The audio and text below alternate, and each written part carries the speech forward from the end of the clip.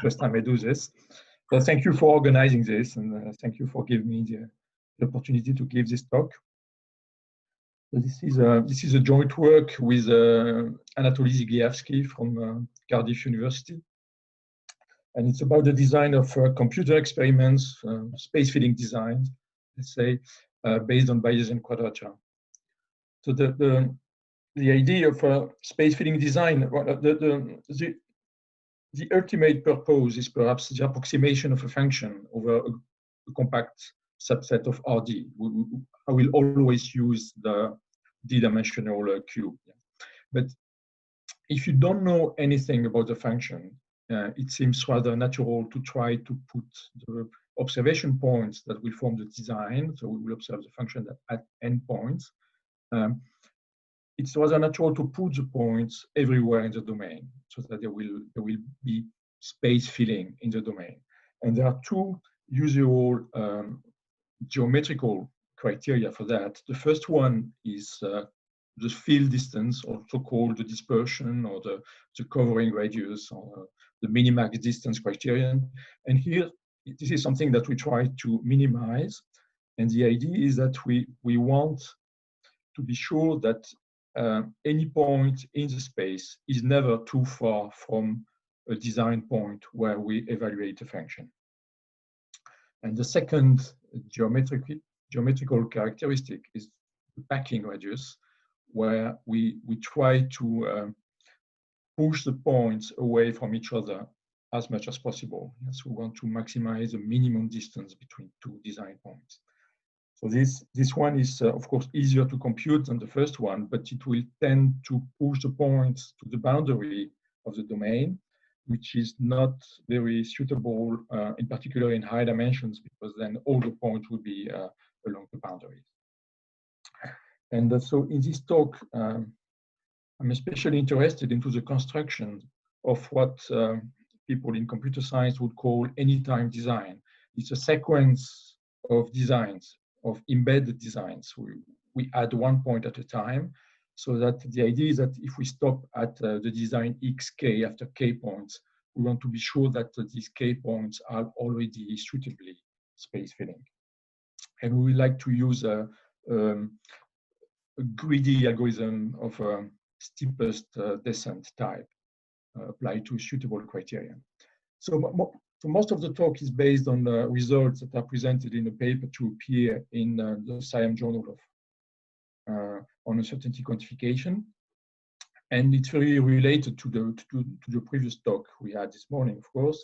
So if we take a kernel, which defines a reproducing kernel Hilbert space, then if we take a sign measure nu, we can define the energy of nu for the kernel, which is a double integral, and the potential at a point x for the potential of the measure for the kernel, which is the single integral. And this is also called the kernel embedding of the measure into the RKHS. This is called in that way in machine learning theory. So if we take now two probability measures, and if we take a function in the reproduction kernel Hilbert space, then this is something we have seen already.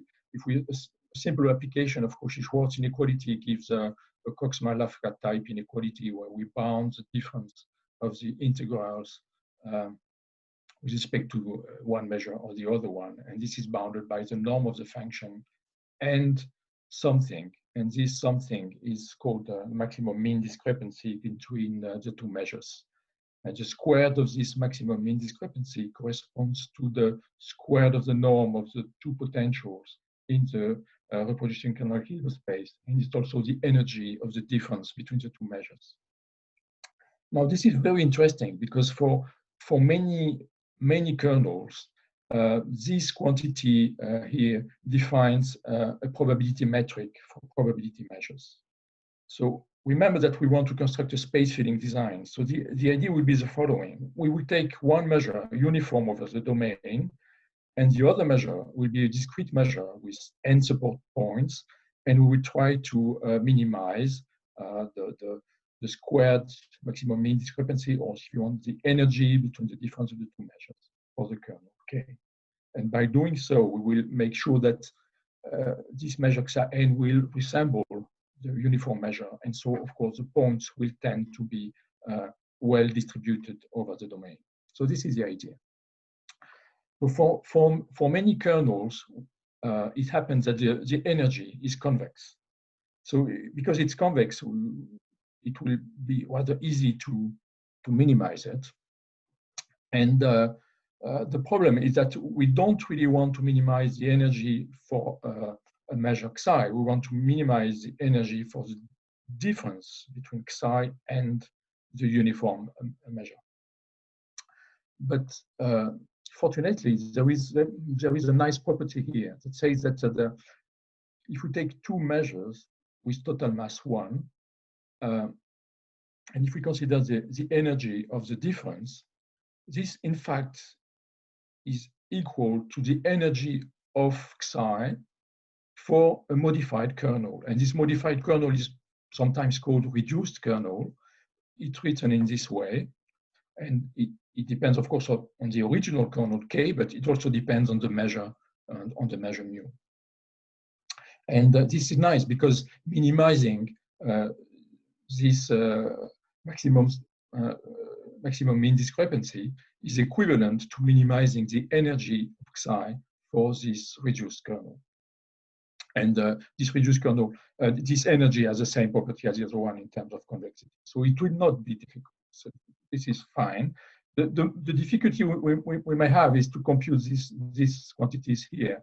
But if we consider tensor product kernels, a separable kernel with a product measure, this is why it's easier to consider the design space as a d-dimensional cube, because mu is a uniform measure, so it has obviously this decomposition.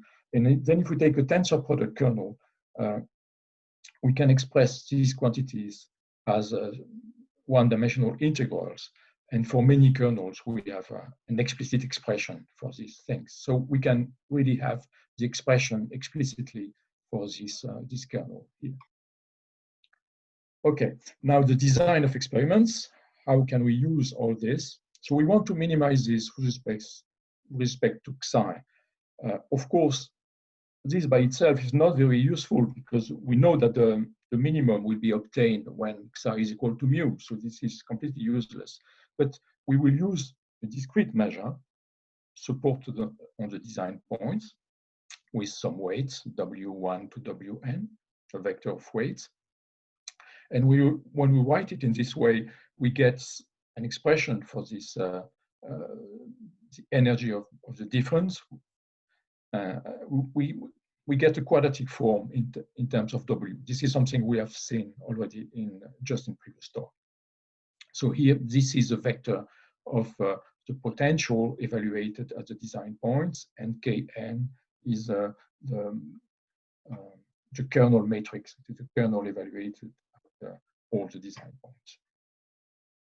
And this can also be written simply in this way now if we use this reduced kernel expression. So minimizing, this is exactly equal.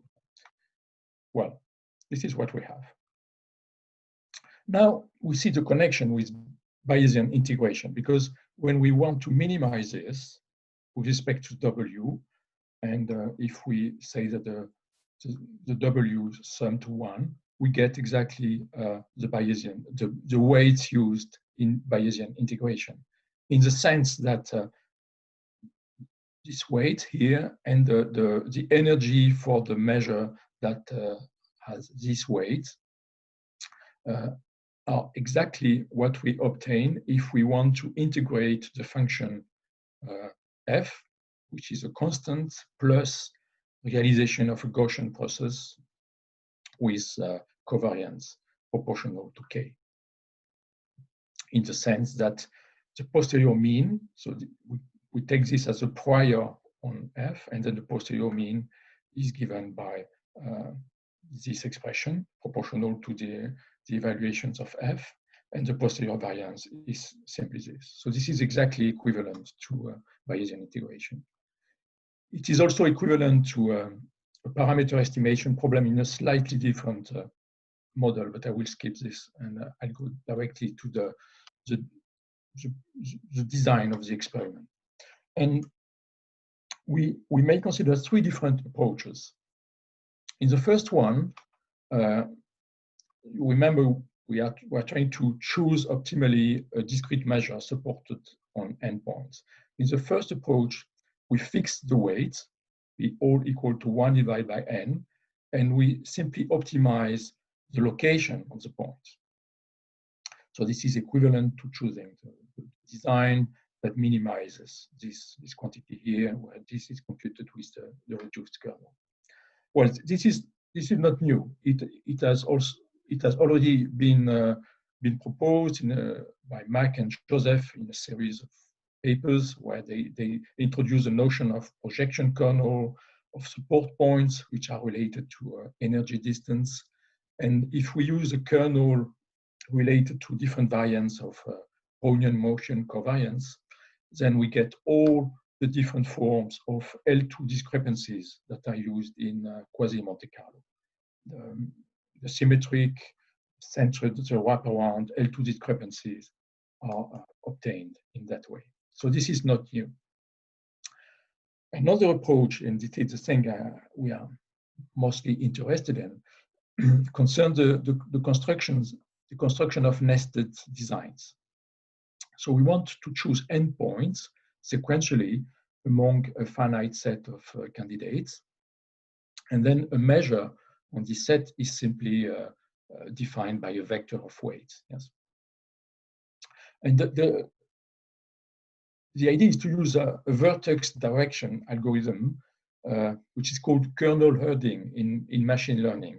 And this is a very classical algorithm in the design of experiments for parametric models. And it corresponds to a conditional gradient of Frank Wolf. It works as follows. At each step, we have the current measure. We add a new support point chosen in the set of candidates, and we transfer a part of the weight to the new point. Yes. And the candidate is chosen by minimizing the directional derivative of the function, here the energy, and here the expression of the directional derivatives indicates that we would choose the next point by minimizing this quantity. Yes, and the one observation here is that if you use a singular kernel, Riesz kernel or logarithmic kernel, then the energy for a discrete measure is not defined. But we can nevertheless use this algorithm for singular kernels because this is perfectly defined also for singular kernels. Now, if we initialize the algorithm by a delta measure at some point here in the set, if we choose alpha n equal to 1 divided by n, it happens that the weights always stay uniform on the supports. It means that iteration n, we will have a uniform measure with n points and all weights equal to 1 divided by n. So this is very easy to use. The cost of each iteration is quite reasonable because it's just proportional to the size of the candidate set. And I will call XVD for vertex direction, the design obtained in that way. Now, we can use another version of this where at each iteration we replace the measure by the optimal measure in the sense that we compute the optimal weights from Bayesian quadrature. And so we have this optimal measure supported on the current points. This has some extra computational cost, but it gives better performance. And I will call it XMN for minimum norm. And I will compare that with a Sobol sequence or scrambled Sobol sequence and an extensible lattice sequence, which is easy to construct and works reasonably well in small dimensions. And I will call it EL for extensible lattice. Here are some examples. So examples in dimension 2. So the candidate set is a regular grid. The kernel is a product of two Mattern 3/2 kernels. This is a scrambled Sobol sequence with 140 points. this is what is obtained with this extensible lattice sequence. You see that the points are better distributed, more regularly distributed. This is what is obtained with the vertex direction algorithm, and this is with the minimum norm version. And you see this is also rather well distributed in the space, but it's more clear if we see the performance in terms of geometrical characteristics from the beginning. So this is the covering radius that we want to minimize. It is renormalized to avoid having something decreasing as the number of points increases. So we see the performance for the different designs. So the Sobol, scrambled Sobol, the extensible lattice sequence here, and the vertex direction and minimum norm version here. And this is for the packing radius. Here we want to have something as large as possible. So we see that here the extensible lattice sequence does very well, but it's not so good here. And on the wall, it seems that the vertex direction and especially the minimum norm version are the best sequences. And in particular, they do much better than Sobol and extensible Sobol sequence. And so this is in higher dimension 10. So I have larger candidate sets, and this is again what we get with the product of Matten kernels. This is what we get.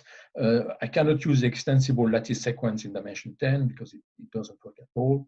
And I've used instead a vertex direction method applied to the logarithmic kernel.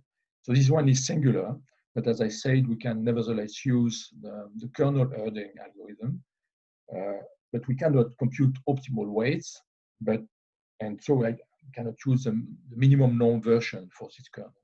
But you see that the kernel methods work pretty well and significantly better than the Sobol sequence. The third approach is for n fixed.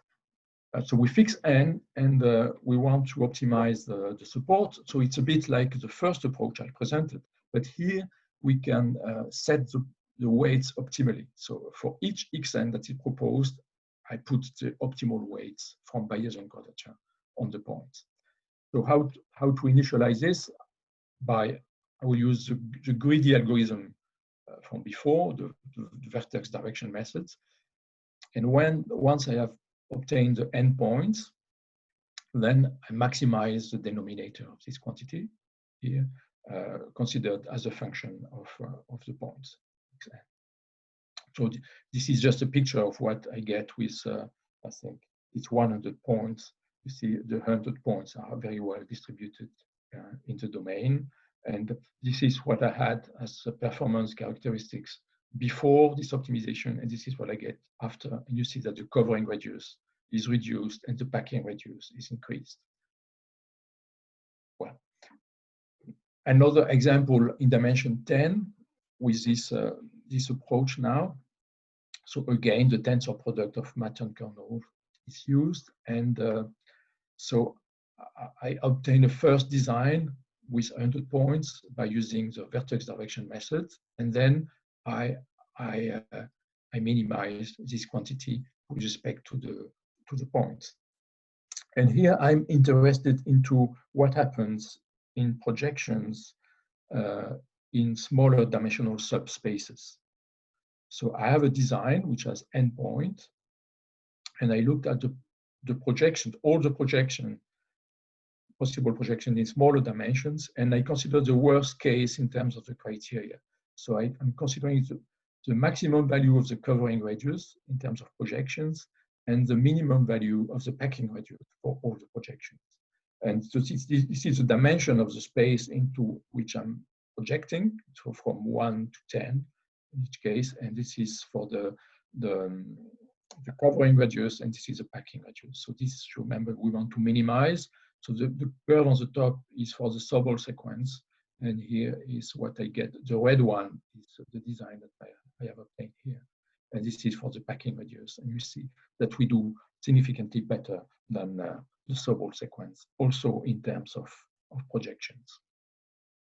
So I think it's time to conclude. So this notion of maximum mean discrepancy is something very, very useful because it connects Bayesian quadrature with different things like potential theory, design for parameter estimation, space filling design. We have different approaches in terms of the construction of space filling design. We can fix n and set the weights at each point fixed to 1 divided by n, and then we simply need to minimize quantity like that. Or we can choose optimal weights for each point, and then we simply have to minimize this quantity. And in terms of design for computer experiments, I think this is a very interesting alternative to the minimization of the integrated mean square prediction error, which is more standard. And one big interest here is that we can use, to minimize this or this, we can use any nonlinear programming method and unconstrained, because the point will remain in the domain automatically. You don't have to constrain them to remain in the domain. They will stay in the domain. If you want to construct sequences of design points, then this idea of kernel herding, the vertex direction algorithm, seems very efficient. And the minimum norm version is even better, which can be used when the kernel is bounded. A few questions and open issues. I've said I'm interested into space filling performance, and the notion of discrepancy is different from the notion of dispersion or field distance. So can we get some efficiency bounds in terms of covering radius, field distance, or packing radius when we have something in terms of discrepancy? This is not clear for the moment. The choice of the kernels is also something rather open. The choice doesn't seem very crucial, but it's very open. And in particular, we think that singular kernels may be very interesting due to their natural repelling property. And finally, the last thing is that when I use the greedy construction, I used here a steepest descent method. But we know also that sometimes we can use methods that exploit submodularity, and it's still not clear which idea is best, which idea is the most efficient. So that's all. I thank you for your attention. I have a last slide with some reference.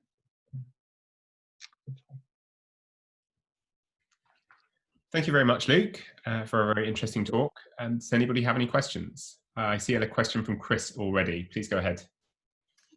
Thank you, Luc. I found that very interesting. I was wondering if you could help me build some intuition. So if I found optimal points in the sense of the uniform weights, I would expect that reweighting those points would achieve very little, because if the optimal weights was one point had a much higher weight than the others, then you can imagine actually those points would not form a nice sort of say uniformly distributed set.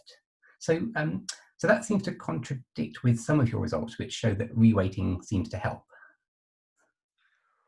Well, it's a good question. It's very interesting. Reweighting, I mean, by using the optimal weights, you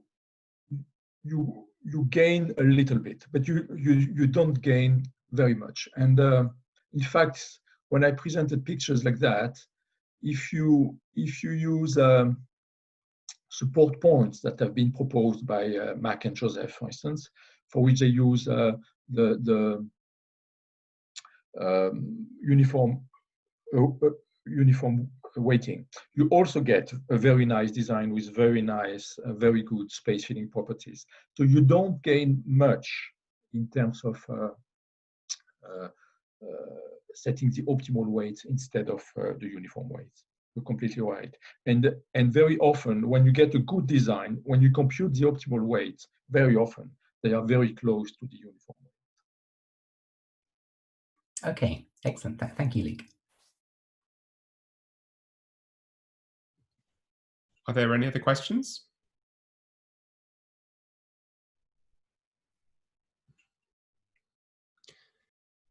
Okay, in which case, let's Thank Luke again. And thanks also to Kenichiro and to Tony for speaking this morning. Just as a reminder, the afternoon session will begin again at 1 o'clock until 2:30. So we hope to see you all back then.